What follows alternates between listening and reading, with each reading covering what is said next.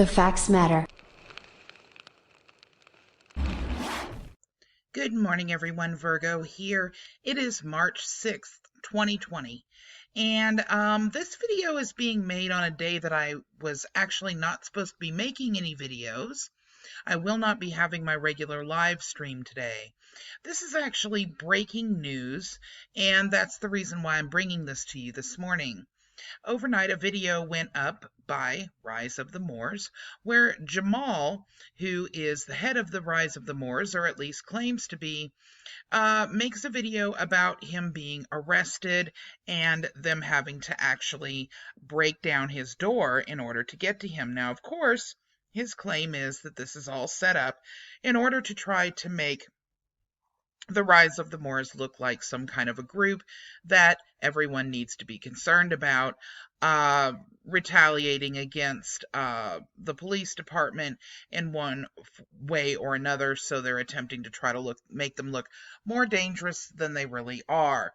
Now, these are the same group of individuals that I've reported on in the past that like to give weapons classes online. We've seen him actually attempting to show people how to shoot and fire at officers in ways that, due to the fact that he was in the military previously, in ways that would cause maximum damage, for example, where to shoot on the body, this type of thing. So this is a group of individuals that are definitely looking to amp things up, is what I would consider it to be. Now, I know that there are a lot of people that feel for one reason or another that my issue with this has to do with the weapons itself. It doesn't. As a matter of fact, I am someone that has guns themselves. I believe strongly in the Second Amendment. However, we are not talking about a well-run group here that is all carrying in order to ensure that everyone is safe. We are talking about a group that definitely has issues with regards to believing things that aren't true, such as a lot of the paperwork that comes out of the consulate. At one point, as a matter of fact, Jamal was a part of the consulate. He isn't currently a part of the consulate, but he has his own group in which appear to be individuals that don't have an issue in any way, shape, or form with starting confrontation. As a matter of fact, they appear to strive to. This is what it looks like from the outside, regardless of what you may say on your information that you put out there. It very much appears that you are looking for a confrontation the majority of the time. Rise of the Moors is a group that we watch on a regular basis because they are a group that tends to draw in new people that may not understand that a lot of the things that they actually believe are similar to those things that get people in trouble with regards to the consulate and liens and that sort of things that are filed. So we keep an eye on them. One of the things that I wanted to show you here was in the video, and the video will be listed as a source in the description. You'll see where he shows that they used a battering ram in order to actually get into the property. He tells the story from his point of view in terms of what happened. This was yesterday, the 5th of March, when all of this occurred. There's another video that's up that I will also link in the description of his girlfriend, or whomsoever she is to him, asking for money in order to assist with getting people out of jail. We're going to go ahead and take a look at that case now from the court's point of view. Okay, guys, so this is the 6th Division District Court of Rhode Island case summary, case number 61-2020-02734. This was from, or filed on, rather, March 5th, 2020, exactly when Jamal states. You can see that this is the state versus Jamal.